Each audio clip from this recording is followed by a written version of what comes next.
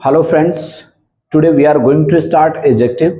Adjective के हमने कुछ पार्ट्स हमने पढ़ लिए हैं। एडजेक्टिव के अंदर हमने प्रॉपर एडजेक्टिव को पढ़ा था, डेमोस्ट्रेटिव एडजेक्टिव हम पढ़ चुके हैं और अब थोड़े से कुछ एडजेक्टिव के करेक्ट यूजेस क्या हो सकते हैं उसके बारे में हम कुछ चीज़ों को पढ़ेंगे। तो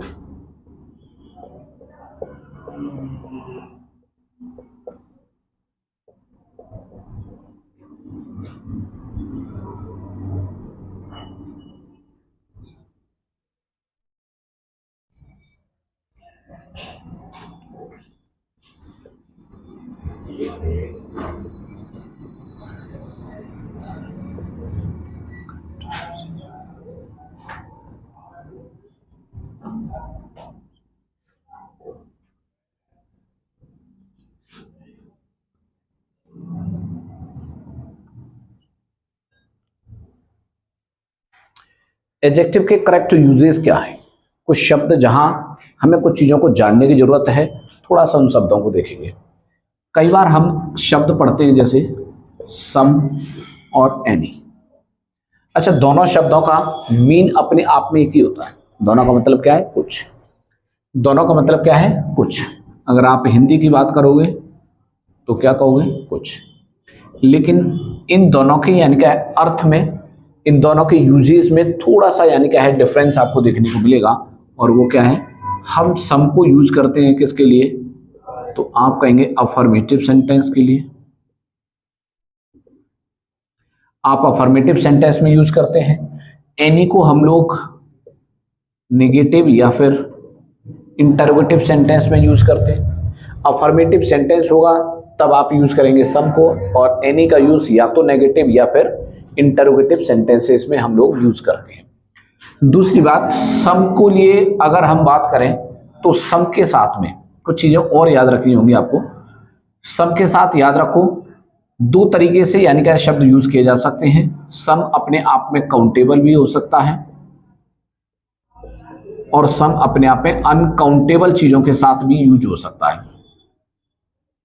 ठीक है भाई, ये काउंटेबल चीजों के साथ भी यूज हो सकता है और अनकाउंटेबल चीजों के साथ भी यूज हो सकता है। जब ये काउंटेबल के साथ यूज होता है तब हमेशा याद रखोगे आप प्लूरल में लिखा जाता है, और अनकाउंटेबल के साथ यूज होता है तब इसके साथ हमेशा सिंगुलर की फॉर्म यूज की जाती है। गेटिंग? दूसरी बात, जब आप नेगेटिव की बात करोगे तो नेगेटिव में आपको यूज करना है एनी को। सम के साथ में जब काउंटेबल है तब याद रखेंगे आपको हमेशा प्लूरल का शब्द यूज करना है, यानी कि वर्ब हमेशा प्लूरल होनी चाहिए। आने वाले जो नाउन है वो भी प्लूरल होना चाहिए। अगर अनकाउंटेबल है तो अनकाउंटेबल के साथ आप यानी क्या है सिंगुलर में यूज करते हैं। भाई अनकाउंटेबल तो होता है सिंगुलर है, तो उसके साथ आने वाली वर्ब जो है ना वो भी कैसी हो जाएगी? सिंगुलर हो जाएगी। अब दूसरी बात, एनी की बात करेंगे तो एनी नेगेटिव या फिर क्या होता है इंटरोगेटिव, इनमें यूज होता है। और एनी के साथ याद रखेंगे आप यूज करेंगे क्या? सिंगुलर। ओके, एनी के साथ में क्या यूज करते हैं हम लोग? सिंगुलर यूज करेंगे। ठीक है, जो भी वर्ड आएगा ना वो अपने आप में सिंगुलर होगा। जैसे सपोज करो मैं कुछ सेंटेंस लिखता हूं।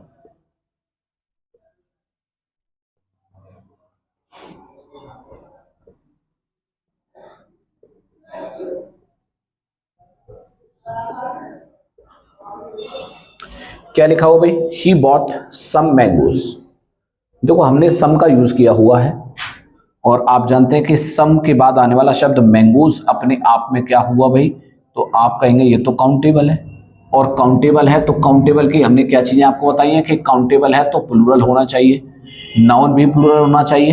ठीक है भाई, इसके साथ जो भी नाउन लिखा जाएगा आगे वो कैसा होना चाहिए? प्लूरल। तो देखो मैंगोज प्लूरल में लिखा है। ओके, अच्छा इसको अगर मैं तुमसे ये कहूं कि इस सेंटेंस को आप नेगेटिव बना दीजिएगा, तो नेगेटिव कैसे बनाएंगे आप? ओके, इस सेंटेंस को नेगेटिव में चेंज करना है। नेगेटिव में चेंज करोगे तो क्या लिखोगे? देखो ही। अच्छा, बॉट अपने आप में पास्ट का टेंस हुआ, और पास्ट में जब आप नेगेटिव बनाओगे तो नेगेटिव में एक बात तो क्लियर है कि हमें नॉट का यूज करना होगा। और जब आप नॉट का यूज करेंगे, ओके नॉट का यूज करोगे तो नॉट का यूज हमेशा हेल्पिंग वर्ब के साथ होता है, इसलिए आपको हेल्पिंग वर्ब भी रखनी होगी। अब रखेंगे इसके साथ में आप क्या? नॉट। जब आप नॉट रखोगे यानी कि आपने डिड का यूज किया है, डिड अपने आप में खुद में सेकंड फॉर्म है, तो आगे जो भी फॉर्म आएगी वो अपने आप में कौन सी लिखी जाएगी? First form. तो बॉट को फर्स्ट फॉर्म में लिखोगे, क्या बन जाएगा, बाई। अब देखो ये नॉट लगते ही सेंटेंस नेगेटिव तैयार हुआ, नेगेटिव बन गया। नेगेटिव सेंटेंस में आप सम का यूज नहीं कर सकते, बल्कि क्या यूज करोगे नेगेटिव बनाने में, तो एनी का यूज करना होगा आपको नेगेटिव में, इसलिए सम आप हटाएंगे और यहां से क्या लिखोगे, एनी। अब उसके बाद से क्या लिखा हुआ है, मैंगोस। अब आपको ये मालूम है कि भाई एनी के साथ तो हम सिंगुलर यूज करते हैं, तो अब आपको मैंगोस ना लिख करके क्या लिखना होगा, मैंगो। ओके, और यही आपका सेंटेंस नेगेटिव बनके तैयार हुआ। क्या बना, he did not by any mango. Getting? तो इस तरीके से आपने देखा कि सम वाले जो शब्द हैं उनको किस प्रकार से हमें रिप्लेस करना होता है।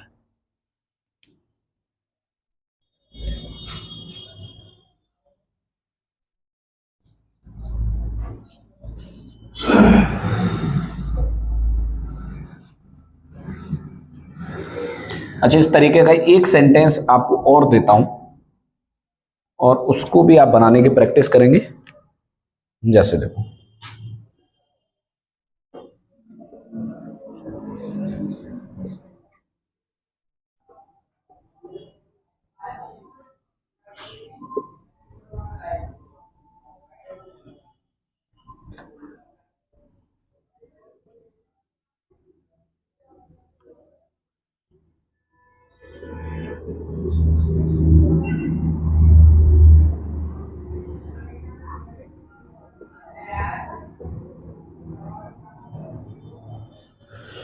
लो भाई एक सेंटेंस और लिखा है, there are some boys who are very active. अच्छा, अगर इस सेंटेंस को भी अगर मैं आपसे कहूं कि नेगेटिव में चेंज कर दीजिएगा, तो नेगेटिव बना के देखें किस प्रकार से आप इसका नेगेटिव बना सकते हो। देखो, तो क्या लिखेंगे आप, देखो, देयर आर सम बॉयज। अब आपको हमने रिलेटिव प्रोनाउन पढ़ाते समय पर कुछ बातें बताई थी, तो उन बातों को भी आप थोड़ा सा ध्यान रखेंगे। देखो, हु क्या है, अपने आप में रिलेटिव प्रोनाउन है कि नहीं, ये रिलेटिव प्रोनाउन है। और आप ये जानते हैं कि यहाँ जो आर लिखा है ना, ये अपने आप में एक वर्ब है और ये अपने आप में यहाँ एक सब्जेक्ट के तरीके से काम कर रहा है। अब आप ये याद रखो कि जो वर्ब होती है ना, वो सब्जेक्ट के अकॉर्डिंग चलती है। रिलेटिव प्रोनाउन कहता है कि रिलेटिव प्रोनाउन के साथ आने वाली यानी क्या है, जो वर्ब होगी वो अपने एंटेसिडेंट के अनुसार आएगी। तो इस हु का एंटेसिडेंट क्या हुआ भाई, बॉयज। बॉयज अपने आप में प्लूरल है और इसीलिए तो आगे आने वाली वर्ब अपने आप में कैसी है, ये प्लूरल वर्ब है। गेटिंग? चलो अब हम यहां पे बात करते हैं, देयर आर सम बॉयज। अब मैंने क्या लिखा, हु। अच्छा, इस सम को, अच्छा नेगेटिव बना रहे हैं हम लोग, नेगेटिव बना रहे हैं, तो सम को क्या लिखना होगा भाई, एनी। सारी चीजें चेंज करनी पड़ेंगी। देखो, तो अब आपको नेगेटिव बनाना है, तो ये सम भी तो हमें चेंज करना होगा क्या, एनी में। ओके, और जब एनी की बात करेंगे तो सिंगुलर होगा, तो ये भी क्या बन जाएगा, सिंगुलर हो जाएगा, एनी। ठीक है, देयर इज एनी। अब आप क्या लिखोगे, अच्छा बॉयज लिखा है, प्लूरल है, लेकिन आपको अभी अभी हमने बताया कि नेगेटिव में हम एनी का यूज करते हैं और एनी के साथ क्या आता है, सिंगुलर। तो बॉयज सिंगुलर बन गया। ओके, उसके बाद क्या लिखोगे आप, हु। अच्छा, हु की बात करें तो अभी अभी हमने बताया हु का एंटेसिडेंट क्या है, बॉय, इसलिए तो ये प्लूरल की वर्ब आई। लेकिन अब देखना इसका एंटेसिडेंट क्या हो गया है, बॉय, सिंगुलर हो गया है, इसलिए ये आर भी चेंज होकर के यहां क्या बन जाएगा, इज। अच्छा, नेगेटिव है तो नॉट भी तो लिखो, there is not any boy who is. अब क्या लिखोगे, वेरी एक्टिव।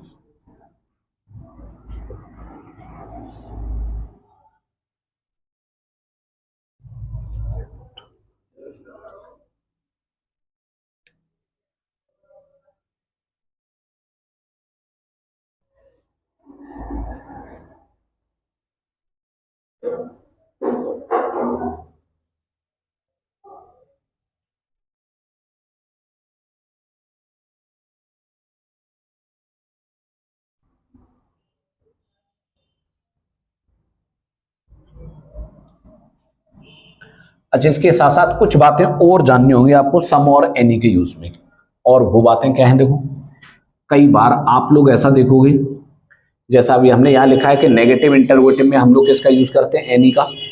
तो कई बार आपको ऐसा देखने को मिलेगा कि अफर्मेटिव सेंटेंस के साथ साथ इंटरोगेटिव सेंटेंस में भी सम का यूज किया जा सकता है। ओके, अफर्मेटिव सेंटेंस में तो सम का यूज होता ही होता है, बट इंटरोगेटिव सेंटेंस में भी सम का यूज किया जा सकता है। अब वो किस कंडीशन में किया जा सकता है, जरा थोड़ा सा उन बातों को हम जानने का प्रयास करेंगे। देखो, हमें कब क्या करना है और किस प्रकार के सेंटेंसेस में हमें इन शब्दों को रखना है, थोड़ा सा ये ध्यान रखना है, क्योंकि देखो इंटरोगेटिव अब सम के साथ भी है और इंटरोगेटिव अब एनी के साथ में भी है। ओके, यानी कि एनी भी इंटरोगेटिव में लिखा जा सकता है, सम को भी आप इंटरोगेटिव में लिख सकते हो। अब वो कब लिखना है जरा थोड़ा सा ध्यान देंगे। देखो, अच्छा मैं एक सिचुएशन क्रिएट करूंगा, आप उस सिचुएशन से थोड़ा सा अनुमान लगाएंगे कि क्या लिखा जा सकता है। जैसे सपोज करो एक फैमिली है और उस फैमिली के सभी मेंबर्स अपने जो लॉन है ना, बगीचा जो होता है घर के लिए, तो उस लॉन में खाना खाने के लिए सब लोग वहां आकर के बैठे हुए हैं। ओके, सभी फैमिली मेंबर्स वहां मौजूद हैं। तभी क्या हुआ, जब वो खाना खा ही रहे थे तभी अचानक किसी की आवाज उन्हें सुनाई दी। अच्छा, जैसी आवाज सुनाई दी तो उनमें से एक व्यक्ति बोलता है और कहता है कि कोई है अंदर, कोई है अंदर। अच्छा जरा सोच के देखो, कोई है अंदर, इस बात से क्या हुआ, अरे भाई उसको डाउट पैदा हुआ। रेडी, उसे डाउट हुआ क्योंकि सब लोग यहां हैं तो फिर अंदर कौन है, ये आवाज कैसे आई। उसे कोई अंदर है या नहीं है इस पर थोड़ा सा क्या हुआ, डाउट। याद रखेंगे, जहां पर हम किसी चीज को डाउट क्रिएट करते हैं तो इंटरोगेटिव में हमें यूज करना पड़ता है क्या, एनी का। तो आप समझ सकते हैं ना, इंटरोगेटिव में हम एनी लिखेंगे कब, जहां पर डाउट वाली स्थिति उत्पन्न होगी तब। ठीक है, कोई है अंदर। तो अब मैं इस क्वेश्चन को अगर लिखना चाहूं, इज देयर,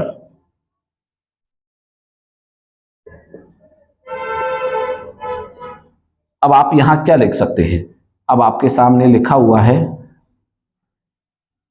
समवन लिख लो आप, या फिर मैं इसे समबडी लिख देता हूं, या फिर लिख देता हूं एनीबडी। ठीक है भाई,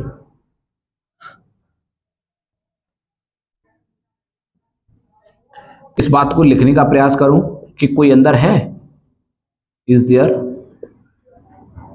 एनीबडी, या फिर आप क्या लिख सकते हो, समबडी।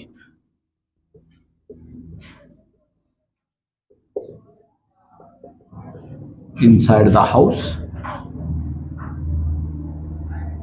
ठीक है भाई, सेंटेंस आया क्या, इज देयर एनीबडी और समबडी इनसाइड द हाउस, क्या घर के अंदर कोई है।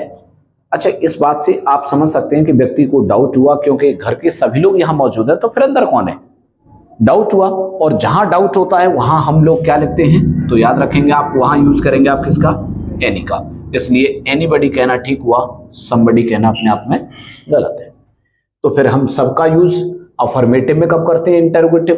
देखो इंटरोगेटिव में अफर्मेटिव सेंटेंस मतलब इंटरोगेटिव सेंटेंस के अंदर सम का यूज कब किया जा सकता है। अच्छा जरा सोच के देखो, अब जैसे वहां सब लोग खाना खाने के लिए बैठे हुए हैं, अभी जैसे उनको आवाज आई तो उन्होंने बोला कौन है अंदर, क्या कोई है अंदर।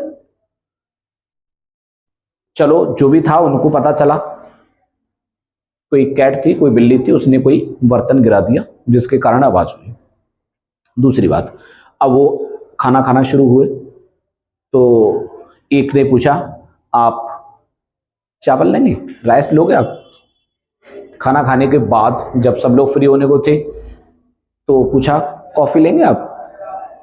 अच्छा जरा सोच के देखो, अगर मैं किसी से पूछ रहा हूं कि क्या आप कॉफी लोगे, चाय पियेंगे आप, जरा सोच के देखिएगा क्या मैं इनमें इन सेंटेंसेस में जो बोल रहा हूं कोई डाउट वाली स्थिति क्रिएट हो रही है, जी नहीं।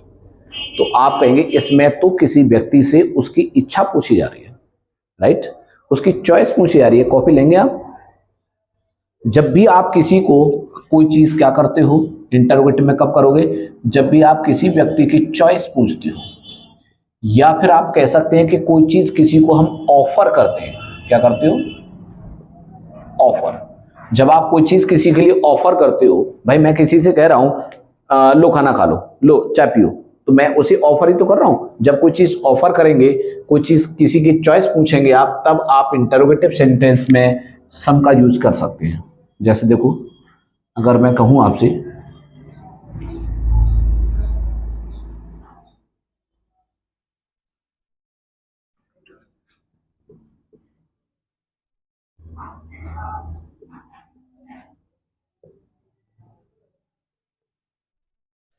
देखो भाई, दो सेंटेंस, अब देखो ये सेंटेंस लिखा है, क्या लिखा है, would you like to have some या फिर एनी राइस। अब आप क्या कहेंगे, सम राइस या एनी राइस, क्या कहना ठीक हुआ, जरा सोच के देखो।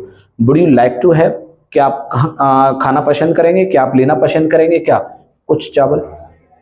अब आप क्या कहेंगे, अब तो देखो किसी की चॉइस पूछ रहा हूं मैं, और चॉइस पूछ रहे हैं तो चॉइस जानने के लिए क्या सम का यूज करेंगे, एनी का नहीं। गेटिंग, तो आपने देखा इंटरोगेटिव सेंटेंस में भी सम का यूज किया जा सकता है जब आप किसी व्यक्ति से उसकी चॉइस या फिर उसे आप कोई चीज खाने पीने के लिए कोई चीज ऑफर करते हो, तो आपको सम का यूज इंटरोगेटिव सेंटेंस में भी करना है। उम्मीद करता हूं आपको दोनों शब्दों का फर्क समझ में आया होगा।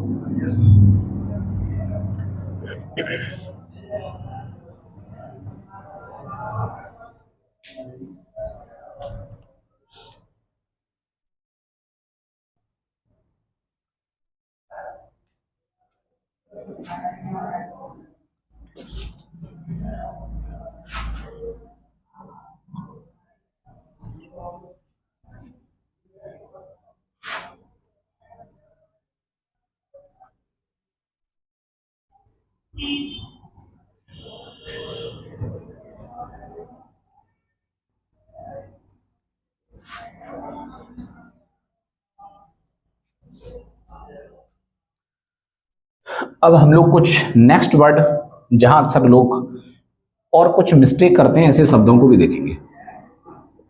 जैसे देखो, कई बार आपको देखने को मिलता है, जैसे आप बोलते हो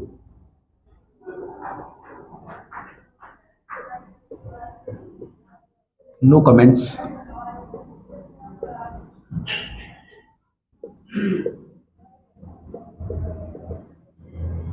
नो क्वेश्चंस,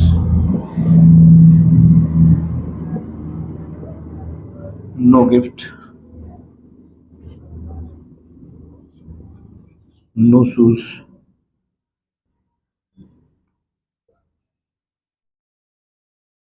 नो मीन्स। चलो इस शब्द पर थोड़ा सा हम लोग डिस्कस करेंगे, क्या लिखना ठीक होता है और क्या लिखना गलत है। जरा थोड़ा सा ध्यान दें। अच्छा, आप लोग कई बार देखते हो क्या लिखा हुआ है, नो कमेंट्स। आप लोग काफी कुछ यूज करते होंगे, फोन चलाते हैं तो उस पर भी आप लोग कई बार देखते होंगे लिखा होता है नो कमेंट्स। कई बार आप लोगों ने किसी सेलिब्रिटीज को, बड़े बड़े लोगों को किसी कार से उतरते हुए देखा हो, तो आपने देखा है कि तभी तुरंत यानी कि मीडिया वाले लोग पहुंच जाएंगे उनके पास, और किसी भी बात को लेकर के वो पूछते हैं, अच्छा इस बात पर आपका क्या कहना है। तो आपने देखा होगा वो अक्सर करके बहुत अच्छा सा जवाब दे देते हैं, no comments, right, no comments. अब बात ये आती है कि नो कमेंट्स कहना क्या ठीक है या नहीं है। तो आप लोग, इसके लिए मैं आपको एक कॉन्सेप्ट बताने वाला हूं, उसको आप ध्यान रखें। अच्छा जरा सोच के देखो, अगर मैं कहता हूं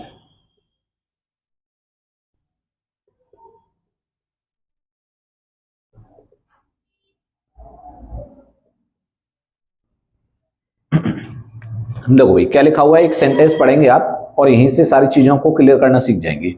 there is no student in the class, there is no student in the class, class में कोई भी स्टूडेंट नहीं है। तो बताओ जरा, अगर मैं आपसे पूछूं कि क्लास में कितने स्टूडेंट है, मुझे बताओ, मैं यहां नोट कर देता हूं, कितने स्टूडेंट हैं क्लास में।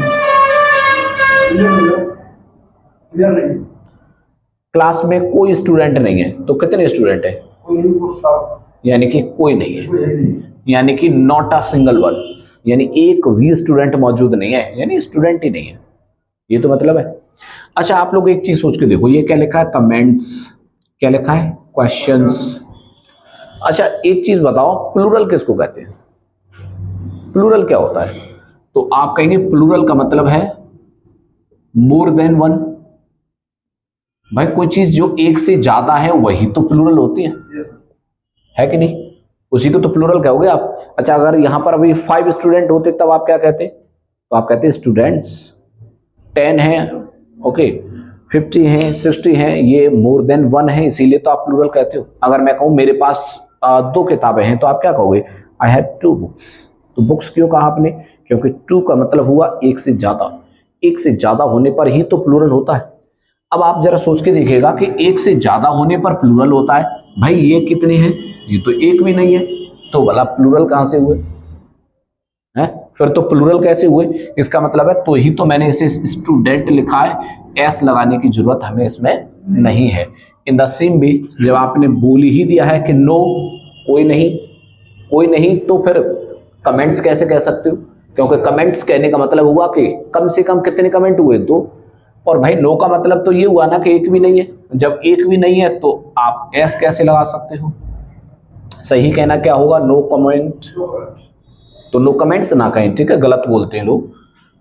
नो क्वेश्चंस, अगर आप किसी से बार बार पूछते हो कुछ, तो आपने देखा है लोग बोल देते हैं नो कमेंट्स, नो क्वेश्चंस। अब जरा सोच के देखो, नो क्वेश्चंस कहना कहीं कहीं ठीक हुआ? तो आप कहेंगे बिल्कुल नहीं हुआ। भाई नो का मतलब ही है कि कोई क्वेश्चन नहीं। अब कोई क्वेश्चन नहीं है तो फिर प्लूरल कैसे हुआ? ठीक है, इसलिए आपको एस लगाने की कोई जरूरत नहीं है। दूसरा सेंटेंस देखो, नो गिफ्ट, गिफ्ट सिंगुलर है, इसलिए आप कहोगे ये तो ठीक हुआ। नो शूज, अच्छा चलो इस पर थोड़ा सा विचार करो। नो शूज हमने नाउन में पढ़ा था, शूज आइडेंटिकल पार्ट है, हमेशा प्लूरल में यूज होता है, तो शूज कहना अपने आप में प्लूरल है। ओके, आप ये जानते हैं कि नो के बाद प्लूरल लिखा ही नहीं जाता, नो के बाद तो हमेशा सिंगुलर आता है। रेडी? अब बात यह है कि इसे सिंगुलर बनाना कैसे है? क्या मैं इसमें से एस हटा दूं? तो आप जानते हैं कि शू तो अपने आप में प्लूरल ही होता है भाई, उसका तो सिंगुलर ही नहीं होता, वो तो प्लूरल में यूज होता है। क्योंकि आप जब जूते खरीदने जाओगे तो 2 ही तो खरीदोगे, जोड़ी तो खरीदोगे, तो दोनों जूतों की बात होती है, इसीलिए वो हमेशा प्लूरल में होता है। तो हम नो शू नहीं कह सकते, ये गलत तरीका हुआ। एस को हम हटा नहीं सकते, लेकिन प्रॉब्लम तो ये भी है कि लगा भी तो नहीं सकते। भाई लगा कह सकते हो, जैसे ही लगाओगे प्लूरल बन जाएगा, नो के बाद प्लूरल नहीं लिख सकते। शूज एक ऐसा वर्ड है जिसका सिंगुलर नहीं बना सकते। गेटिंग? तो बड़ी प्रॉब्लम है। अब आप समझ सकते हैं कि शूज भी नहीं लिख सकते, क्योंकि शूज लिखते हैं ये प्लूरल बन जाएगा, और नो के बाद प्लूरल नहीं आता। अच्छा, एस को हटा भी नहीं सकते, क्योंकि एस हटाते शू सिंगुलर हो जाएगा, और शू सिंगुलर में लिखा ही नहीं जाता। ओके, इन दैट केस आपको ये तो कहना खैर गलत है ही, लेकिन बात ये भी आती है कि सही कैसे लिखा जाए। तो सही लिखने का तरीका होगा क्या? आप कहोगे no pair of shoes. Shoes को प्लूरल रखोगे, लेकिन इसके साथ क्या लिखोगे? पेयर। तो आप कहोगे नो पेयर ऑफ शूज। अच्छा, नो को क्या चाहिए? सिंगुलर, तो देखो पेयर सिंगुलर हो गया, ठीक है, ये आप एज इट इज रखोगे। दूसरा लिखा है नो मीन्स। अब नो मीन्स अपने आप में कहना ठीक है या नहीं, ये और चेक करो। देखो नो मीन्स, अच्छा ये याद रखना, मीन्स अपने आप में सिंगुलर भी होता है, मीन्स अपने आप में प्लूरल भी होता है, दोनों है। तो नो मीन्स जब सिंगुलर भी होता है तो फिर इसका मतलब है कि कहना अपने आप में ठीक हुआ। गेटिंग? मीन्स का अपने आप में याद रखेंगे आप, सिंगुलर प्लूरल सेम होता है, और जब सिंगुलर प्लूरल एक ही है तो फिर इसका मतलब है इस समय पर ये सिंगुलर का ही काम कर रहा है, और नो मीन्स कहना अपने आप में ठीक हुआ। गेटिंग? नो मीन्स कहना अपने आप में, नो मीन्स कहना ठीक हुआ। तो अब आपने देखा कि कभी भी नो के बाद में कोई भी नाउन आता है तो हमेशा याद रखेंगे उसे किस सिंगुलर और प्लूरल, यानी कि किस नंबर में होना चाहिए, हमेशा सिंगुलर नंबर में। Is that clear?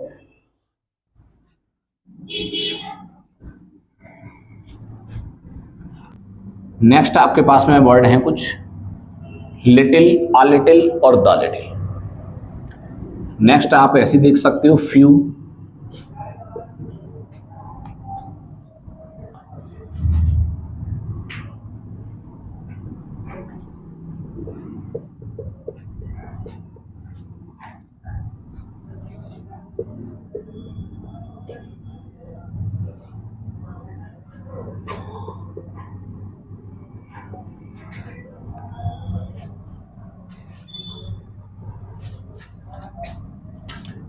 लो भाई, ये कुछ शब्द हैं, थोड़ा सा आपको इनके बारे में कुछ चीजें जाननी है। इन शब्दों में क्या फर्क है? अच्छा, इन सब का अर्थ अपने आप में क्या होता है? कुछ। लेकिन कई बार आप देखते हो इन शब्दों की उलझन हमारे सामने डाल दी जाती है और फिर आपको उससे थोड़ा सा यानी क्या है चीज़ों को समझने का प्रयास करना है कि किस प्रकार से आप इन चीज़ों को समझ सकते हो। देखो, लिटिल या फिर फ्यू, दोनों का अपना हिंदी में जो भी शब्द लिखे ना, इन सब का हिंदी मीन तो होता है कुछ। ओके, इन सब का हिंदी मीन क्या होता है? कुछ। लेकिन इसके साथ साथ आपको थोड़ा सा इनके इंग्लिश में मीनिंग को समझना है। लिटिल हमेशा याद रखोगे यानी क्या है? एक नेगेटिव सेंस देता है। ओके, ये क्या करता है? नेगेटिव सेंस देता है। Okay, negative sense. ओके भाई, ये एक याद रखेंगे आप, नेगेटिव सेंस देता है। ओके, और फ्यू जो होगा ना वो भी नेगेटिव सेंस देता है,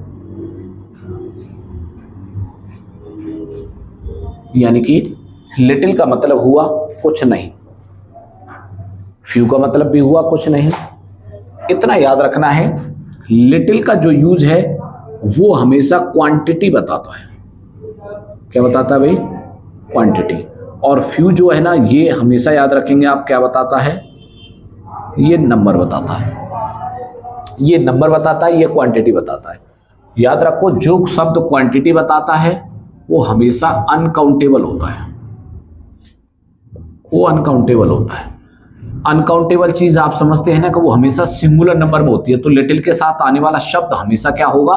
तो आप कहेंगे अनकाउंटेबल होगा, सिंगुलर नंबर में होगा। फ्यू के साथ आने वाला शब्द याद रखो, फ्यू भी अपने आप में नेगेटिव सेंस देता है, ये भी नेगेटिव देता है। बस फर्क किस बात का है कि लिटिल अनकाउंटेबल के साथ आता है और फ्यू काउंटेबल के साथ आता है, नंबर बताने वाले शब्दों के साथ आता है। फ्यू के साथ हमेशा आप याद रखेंगे प्लूरल नंबर लाता है। ठीक है, कौन सा नंबर आएगा? तो आप कहेंगे प्लूरल काउंटेबल नाउन। कौन सा नाउन लिखा जाएगा? Plural countable noun. इसके साथ क्या आएगा? तो आप कहेंगे सिंगुलर काउंटेबल नाउन। ठीक है, दो बातों का आप याद रखेंगे कि फ्यू अपने आप में नेगेटिव सेंस देता है और नंबर बताता है, लिटिल अपने आप में नेगेटिव सेंस देता है और क्वांटिटी बताता है। क्वांटिटी अनकाउंटेबल होती है, इसलिए इसके साथ हमेशा सिंगुलर, काउंटेबल नहीं भाई, अनकाउंटेबल, अनकाउंटेबल नाउन। ठीक है, और जो अनकाउंटेबल होगा वो सिंगुलर तो होगा ही। ठीक है, तो ये थोड़ी सी बातें आपको इनसे रिलेटेड पता होनी चाहिए कि इसके साथ प्लूरल काउंटेबल, इसके साथ अनकाउंटेबल। ठीक है, और लिटिल नेगेटिव सेंस देता है, फ्यू भी नेगेटिव सेंस देता है। फर्क इस बात का है कि ये अनकाउंटेबल के साथ आता है, ये काउंटेबल के साथ आता है। जब भी काउंटेबल के साथ आएगा हमेशा फ्यू के साथ आने वाला शब्द हमेशा प्लूरल ही लिखा जाएगा। ठीक है, इसके साथ कभी सिंगुलर नहीं होता। अच्छा, दूसरा, इन शब्दों में सेम वही डिफरेंस है। मैं सबकी बात कर रहा हूं, सिर्फ आप ये मत सोचना इन दो शब्दों की बात कर रहा हूं, इनमें भी वही अंतर है, इनमें यही अंतर है, लिटिल आ लिटिल। अब आप देखोगे तो आ लगने से क्या फर्क है? आ लगने का कुछ अर्थ निकलता है और आ का मतलब हुआ सब, और उस समय पर यह पॉजिटिव सेंस देगा। ठीक है भाई, इसका अर्थ क्या हुआ? पॉजिटिव। तो उस समय पर जब आ लिटिल या आ फ्यू की बात करोगे तो उसका अर्थ होता है कुछ। अच्छा, यहां क्या अर्थ था? कुछ नहीं। ये ध्यान रखो, नहीं, कुछ नहीं के बराबर अर्थ देता है, यानी कि बिल्कुल नल, कुछ नहीं है। इसका अर्थ क्या है? कुछ। हाँ, कुछ तो है, ऐसा नहीं कि कुछ है ही नहीं। अच्छा, लिटिल का मतलब क्या है? कुछ नहीं है। फ्यू का मतलब क्या है? कुछ नहीं, मतलब कोई है ही नहीं। ठीक है, और लिटिल का अर्थ, आ लिटिल का अर्थ क्या है? कुछ है। अच्छा, कुछ से क्या मतलब है? मतलब उतना तो है जितने से व्यक्ति का काम चल जाए, जितनी उसे आवश्यकता है उतना होना, तो आप कहेंगे आ लिटिल, आ फ्यू। जितने से उसका काम नहीं चल पाता, मतलब काम चल नहीं पाया उसका, तो आप क्या बोलोगे उसको? सिर्फ लिटिल। द लिटिल की बात करें तो अब देखो इसके आगे द लिखा है, और द लिखने का मतलब आप समझते हैं, द मैं आर्टिकल आपको पढ़ा चुका हूं। ठीक है, आर्टिकल हम लोग पढ़ चुके हैं, और आर्टिकल में द को हमने समझाया था कि द हम किसी भी चीज को स्पेसिफिक बनाने के लिए यूज करते हैं। ये अपने आप में स्पेसिफिक होता है, इसके साथ में क्लॉज का यूज होता है। ठीक है भाई, क्लॉज का यूज होता है। ओके, याद रखेंगे इन शब्दों के बाद हमेशा क्या है? एक क्लॉज आएगी, तब आपको द लिटिल का यूज करना है। रेडी? अब मैं कुछ सेंटेंस तैयार करता हूं और वो सेंटेंस आप लोग फिल करने का प्रयास करेंगे।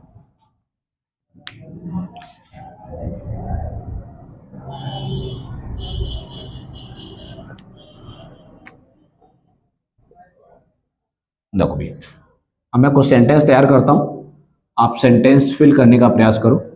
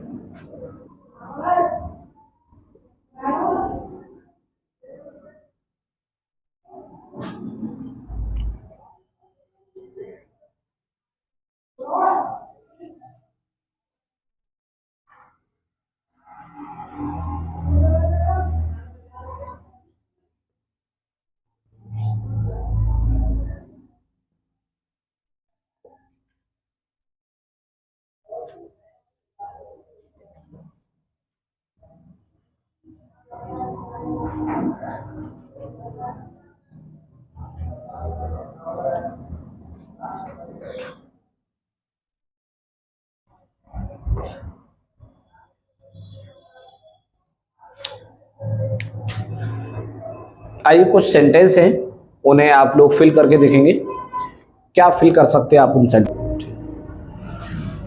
तो आइए इन सेंटेंसेस में हम वर्ड को फिल करके देखते हैं। क्या लिखा हुआ, देयर वॉज, आगे लिखा वाटर। तो आपको क्या करना है, अरे भाई ये देख लेंगे आप, वाटर अपने आप में काउंटेबल है क्या अनकाउंटेबल? तो अनकाउंटेबल होगा। अच्छा अनकाउंटेबल है तो ये फ्यू वाला तो शब्द ही खत्म हो गए। तो अब आपको समझ आता है कि भरना तो हमें लिटिल, आ लिटिल या द लिटिल में से है, लेकिन किसको भरना है, क्योंकि तीनों का अपने आप में थोड़ा थोड़ा सा मीनिंग अलग है। लिटिल मतलब कुछ नहीं, आ लिटिल मतलब थोड़ा सा, द लिटिल का मतलब जितना है वो सभी। ठीक है, अब जरा थोड़ा सा सोचो, देयर वॉज आगे लिखा है water, so I could not drink water, मैं पानी नहीं पी सका। जब पानी पी नहीं सका तो इसका मतलब पानी हुआ नहीं, यानी पानी था ही नहीं, पानी नहीं था, नेगेटिव सेंस हुआ। नेगेटिव सेंस हुआ तो आप क्या यूज करेंगे, लिटिल। दूसरा सेंटेंस देखिएगा, आगे क्या लिखा है, नॉलेज। अगर मैं नॉलेज को देखूं तो आप समझ सकते हैं ये अपने आप में अनकाउंटेबल नाउन हुआ। अनकाउंटेबल नाउन होते ही few, a few, the few competition से बाहर हुए, इन पर तो आपको सोचना ही नहीं है। अब देखेंगे आप, knowledge is a danger thing.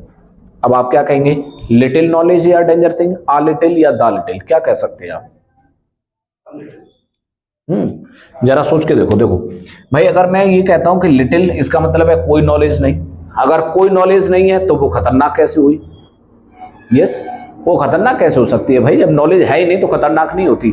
ध्यान रखो, नॉलेज है नहीं तो वो भी खतरनाक नहीं है, नॉलेज आपको बहुत अच्छी है तो वो भी खतरनाक नहीं है, नॉलेज आपको कम है तो वो खतरनाक है। ओके, क्योंकि कम ज्ञान ही तो खतरा है। तो आप कहेंगे आ लिटिल। और जो लोग लिटरेचर वाले हैं तो वो लोग जानते होंगे शायद, आ little knowledge is a danger thing. एक अलेक्जेंडर पोप की लाइन है, किसने लिखा था इस लाइन को? पोप ने। ठीक है, और किस बुक में लिखा था? एसे ऑन मैन में, एसे ऑन मैन। ठीक है भाई, a little knowledge is a danger thing. देखो क्या लिखा है, वर्ड्स। अब आप समझ सकते हैं वर्ड्स अपने आप में क्या हुआ, प्लूरल हुआ। अब प्लूरल हुआ तो अब लिटिल वाले शब्द हट जाएंगे। अब आपको क्या भरना है, फ्यू वाले शब्दों में से लेना है। ठीक है, वर्ड्स दैट। अच्छा दैट लिखा है तो आप समझ सकते हैं कि दैट लिखते ही क्लॉज बन गया, और आप देख सकते हो कि क्लॉज में क्या यूज होगा, द फ्यू या फिर द लिटिल। अब वर्ड्स प्लूरल है इसलिए क्या लिखोगे आप, द फ्यू। नेक्स्ट सेंटेंस देखोगे, आई नीड, आगे लिखा है बुक्स। देखो बुक्स भी तो प्लूरल है, अगर ये प्लूरल है तो फिर आप समझ जाएंगे कि फ्यू का शब्द लिखा जाएगा, लिटिल नहीं लिख सकते हम। अब देखो कह रहा है आई नीड, मुझे आवश्यकता है, तो अब ऐसा नहीं है, जब आपने ये बोल ही दिया कि मुझे आवश्यकता है तो कुछ तो आवश्यकता होगी आपको, इसलिए क्या कहेंगे आप, ऑफ यू। तो सही सेंटेंस, सही शब्द क्या हुआ, ऑफ यू। तो आप सेंटेंस कहेंगे I need of you books. तो हमने यहाँ कुछ शब्दों को डिस्कस किया है, इसके आगे और भी काफ़ी कुछ शब्द मौजूद हैं, लेकिन वीडियो थोड़ा सा लेंथी हो जाएगा, इसलिए आगे के जो शब्द है ना हम यहीं से आगे कंटिन्यू करेंगे और उन शब्दों को यहीं से सीखेंगे। आज के लिए इतना ही काफ़ी है। Thank you, bye. ज़्यादा से ज़्यादा वीडियो को देखो, चैनल को सब्सक्राइब करो, और आपको रोजाना इसी टाइम पर यानी क्या है कुछ क्लासेस आपको मिलती रहेंगी, तो कोशिश करें ज़्यादा से ज़्यादा वीडियो देखने की। Thank you, bye.